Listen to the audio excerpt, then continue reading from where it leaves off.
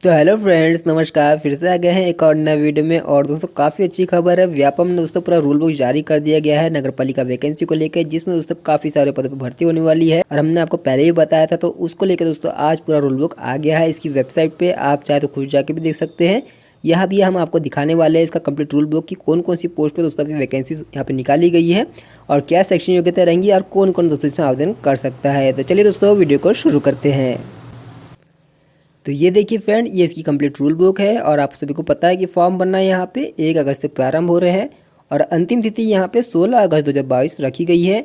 और यहाँ पे आपकी जो परीक्षा रहेंगी 24 सितंबर 2022 से प्रारंभ हो जाएंगी। मतलब कि इसके बाद दोस्तों कई डेट पे यहाँ पे एग्जाम्स होंगी, क्योंकि एक दिन में संभव नहीं होता है, तो अलग डेट पे दोस्तों आयोजित की जाएंगी।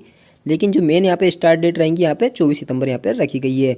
फॉर्म का शुल्क आप सभी को पता ही है, यहाँ पे जनरल कैटेगरी वालों का दोस्तों में 500 रुपये प्रति यहाँ पे लगेगा एक फॉर्म बनने का, और वहीं पे SC ST OBC को 250 रुपये लगेगा। लेकिन दोस्तों आपको यहाँ पे टोटल चार्ज लगेगा जो कि यहाँ पे 60 रुपये रहेगा। अर्थात आपको 60 रुपये यहाँ पे एक्स्ट्रा यहाँ पे टोटल चार्ज देना होगा। जैसे कि यहाँ पे जनरल वाले 560 देंगे और यहाँ पे SC ST OBC वाले यहाँ पे 310 रुपये का पेमेंट करेंगे ऑनलाइन।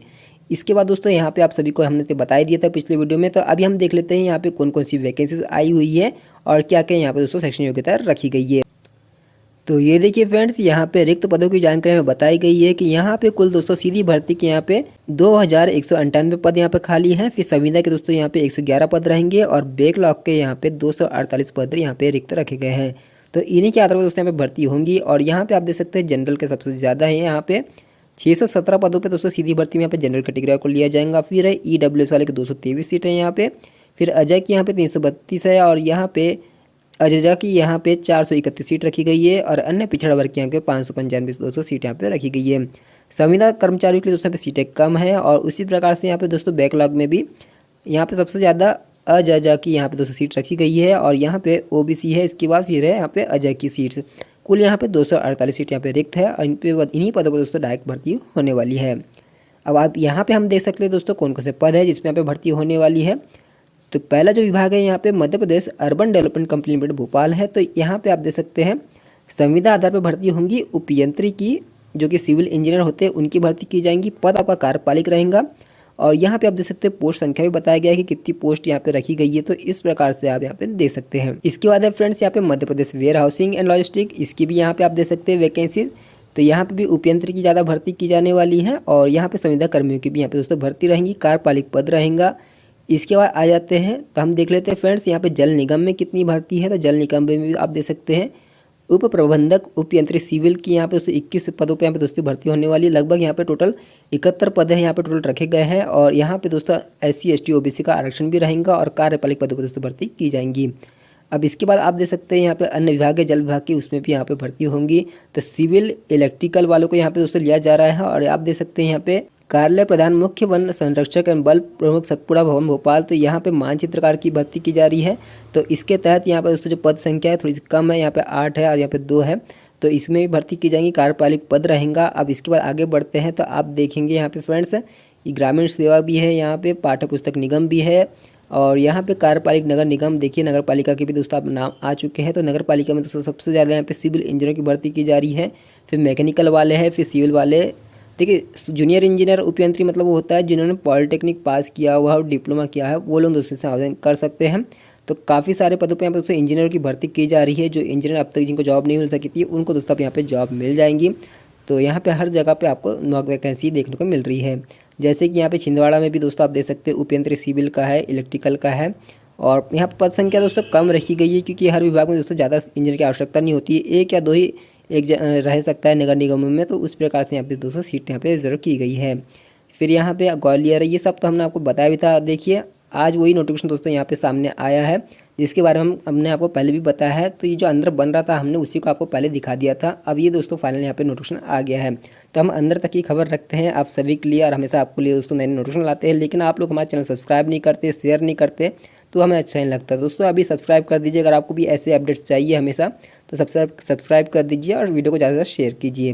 तो तो ये देखिए पूरा दोस्तों इस बार क्या हो गया है, जो पहली जो भर्ती निकली है 2500 पोस्ट पे, 2557 पोस्ट पे आप देख सकते हैं। तो ये पूरी अभी दोस्तों नगर पालिका नगर निगम में तो है, लेकिन अभी इंजीनियर की दोस्तों यहाँ पे भर्ती की जाने की बात सामने आई है। जो इंजीनियर की भर्ती होंगी, मानचित्रकार की होंगी, समयपाल की दोस्तों यहाँ पे भर्ती होने वाली है। तो अभी जो अन्य कैटेगरी है जैसे कार्यालय सहायक हो गया, डाटा एंट्री ऑपरेटर हो गया, और भी सफाई कर्मचारी चौकीदार, उनकी भर्ती भी दोस्तों 15 अगस्त से दोस्तों नोटिफिकेशन आ सकता है, क्योंकि मुख्यमंत्री ने घोषणा की 1 लाख पदों पे, तो दोस्तों आ सकता है। बाकी भर्तियाँ होना यहाँ पे शुरू हो जाएगा। अभी आप देख सकते हैं यहाँ पे न्यूनतम शैक्षणिक योग्यता बताई गई है। जैसे कि सिविल इंजीनियरिंग में दोस्तों आपको सैलरी आप देख लीजिए, हर जगह पे दोस्तों अलग अलग सैलरी रहेंगी। यहाँ पे आप देखिए 32,800 से 1,03,600 प्रतिमाह रहेंगी। आपका यहाँ पे सिविल इंजीनियरिंग में 3 वर्ष डिप्लोमा होना चाहिए, किसी भी मान्यता प्राप्त विश्वविद्यालय से आपके पास इंजीनियर की उपाधि होना चाहिए। बस इतना ही मांग रहा है और आप इसमें अप्लाई कर सकते हैं। इसी तरह यहाँ पे सिविल इंजीनियरिंग का यहाँ पे सबसे ज़्यादा है, कोई एक्सपीरियंस उसमें कुछ भी नहीं लग रहा है, आपको सीधा एग्जाम फाइट करना है यहाँ पे। और भी यहाँ पे हम देख लेते हैं फ्रेंड्स, यहाँ पे सब नोटिफिकेशन में आप भी इसका रूल बुक चेक कीजिए, इसकी वेबसाइट पे पीईबी में आपके सामने वहाँ पे दिखाई देगा, तो आप इसे कंप्लीट पढ़ सकते हैं। जैसे कि यहाँ पे विद्युत का है, तो विद्युत में भी आप देखिए मान्यता प्राप्त विश्वविद्यालय से विद्युत इंजीनियरिंग में यहाँ पे 3 वर्ष आपके पास डिप्लोमा होना चाहिए। तो मतलब दोस्तों यहाँ पे बी वालों का दोस्तों कोई रोल का नज़र नहीं आ रहा है, लेकिन वो भी काफ़ी बेरोजगार है बड़ी संख्या में, उनको भी दोस्तों यहाँ पे उनके लिए सीट रखना था। यहाँ पे सिर्फ सिविल डिप्लोमा जो जूनियर इंजीनियर रहते हैं केवल डिप्लोमा पास वाले, उन्हीं के लिए दोस्तों यहाँ पे सीटें रखी गई है इतनी सारी। तो ऐसे में बी पास वाले दोस्तों दुखी हो सकते हैं। अब यहाँ पे फ्रेंड देख सकते हैं यहाँ पे मानचित्रकार की भर्ती के बारे में बताया, तो यहाँ पे आपकी जो सैलरी रहेंगी आपको यहाँ पे 25,300 से 80,500 प्रतिमाह आपको दिया जाएगा। और यहाँ पे आपका 12वीं पास होना ज़रूरी है।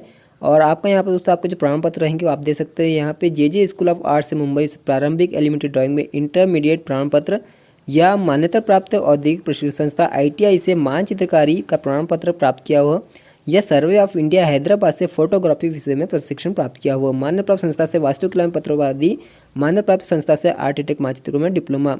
अर्थात अगर आपने दोस्तों मानचित्रकार में ITI भी कर लिया तब भी अप्लाई कर सकते हैं, आपका कोई डिप्लोमा है तब भी अप्लाई कर सकते हैं। और यहाँ पे जो बताया गया अगर इसके तहत दोस्तों आपका मानचित्रकार में है तो आप इसके तहत आवेदन कर सकते हैं। सैलरी के रूप में आपको दोस्तों यहाँ पे 25,300 से 80,500 प्रतिमाह आपको यहाँ पे मिलेंगे। इसमें फ्रेंड्स यहाँ पे सहायक मानचित्रकार की भी भर्ती है। तो इसमें शैक्षणिक योग्यता की अगर बात करें तो यहाँ पे मध्य प्रदेश शासन से मान्यता प्राप्त संस्था से मानचित्रकार सिविल डिप्लोमा हो अथवा पॉलिटेक्निक कॉलेज से सिविल अभियंत्रिकी अथवा वस्तुविद अभियंत्रिकी में डिप्लोमा। तो अगर सहायक मानचित्रकार अप्लाई करना चाहते हैं तो उसके लिए दोस्तों ये शैक्षणिक योग्यता रखी गई है। सैलरी इसमें 25,300 से 80,500 आपको यहाँ पे भी मिलेंगी। इसके बाद यहाँ पे आप देख सकते हैं सहायक प्रबंधक मुद्रण की वैकेंसी है। तो इसके तहत आपका यहाँ पे हाई स्कूल के बाद शासन या मान्यता प्राप्त संस्था से मुद्रण टेक्नोलॉजी में 3 वर्ष डिप्लोमा एवं शासन या मान्यता प्राप्त संस्थान से संबंधित क्षेत्र में 3 वर्ष का कार्य अनुभव होना आवश्यक है। ये नहीं है आपके पास तो मुद्रण टेक्नोलॉजी में शासन या मान्यता प्राप्त संस्था से BTech की स्नातक उपाधि होना चाहिए। अगर ये भी नहीं है फ्रेंड्स तो आप इसके बाद 3rd नंबर वाला दे सकते हैं, शासन या मान्यता प्राप्त संस्था से विज्ञान स्नातक उपरांत शासन या मान्यता प्राप्त संस्थान से मुद्रण टेक्नोलॉजी से PG डिप्लोमा एवं शासन या मान्यता प्राप्त संस्थान से संबंधित क्षेत्र में 1 वर्ष का कार्य अनुभव होना चाहिए। तो आप इसके लिए अप्लाई कर सकते हैं। और यहाँ पे फ्रेंड्स इन्होंने सैलरी का नहीं बताया इसके बारे में।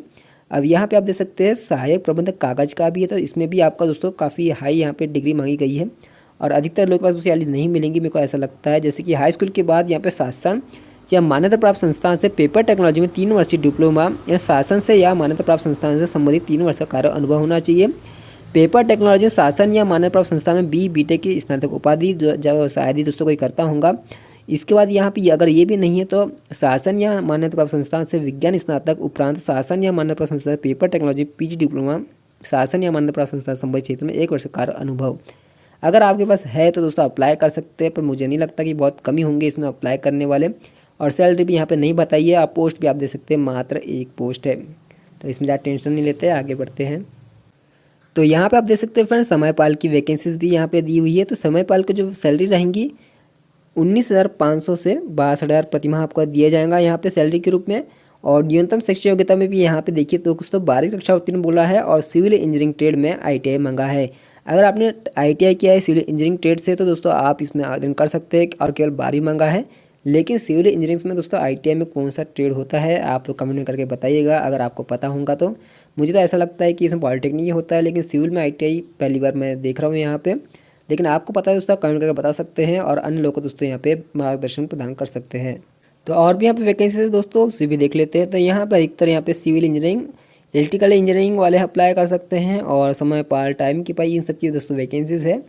तो इसी के अकॉर्डिंग दोस्तों अप्लाई करेंगे। लेकिन आप ध्यान रखें, यहाँ पे जो सैलरी आपको मिलेंगी वो अलग अलग नगर निगम की अलग टाइप के यहाँ पे दी जाएंगी, मतलब सेम सैलरी नहीं देंगी। देखिए यहाँ पे जैसे कम सैलरी आपको मिल रही है, कौन सा नगर निगम है, तो ये जैसे कि रतलाम नगर निगम में दोस्तों आपको कम सैलरी मिल रही है, और जो बड़े शहरों में है वहाँ पर दोस्तों ज़्यादा सैलरी आपको मिलेंगी। और वहाँ पे कंपटीशन दोस्तों काफ़ी हाई रहेगा, और यहाँ पे समय पाल को तो वैसे ही दोस्तों आपको कम मिल रही है। तो सैलरी भी अच्छी है और गवर्नमेंट की जॉब है, और दोस्तों नगर निगम नगर पालिका में आपको रहने का मौका मिल रहा है। सिविल इंजीनियर बन रहे हो आप सभी को पता है कितनी यहाँ पे इनकम रहती है, अच्छी खासी आप कमा सकते हैं इसमें। और कुछ यहाँ पे ज़्यादा कुछ नहीं है, बस आपको दोस्तों तैयारी शुरू कर देनी है, कम समय बचा है। और 1 अगस्त से दोस्तों फॉर्म भरना आपके स्टार्ट हो रहे हैं। फॉर्म कैसे भरना है उसको लेके भी दोस्तों मैं पूरा वीडियो बनाऊँगा, जिससे आप आसानी से दोस्तों फॉर्म फिल कर सकेंगे। और साथ ही फ्रेंड आपकी जो परीक्षाएँ रहेंगी इस बार यहाँ पे 13 सेंटर्स बना दिए गए हैं, और जैसे कि आप देख सकते हैं भोपाल, इंदौर, ग्वालियर, उज्जैन, नीमच, रतलाम, मंदसौर, सागर, सतना, खंडवा, सीधी और रीवा में दोस्तों आपकी परीक्षा आयोजित की जाएंगी।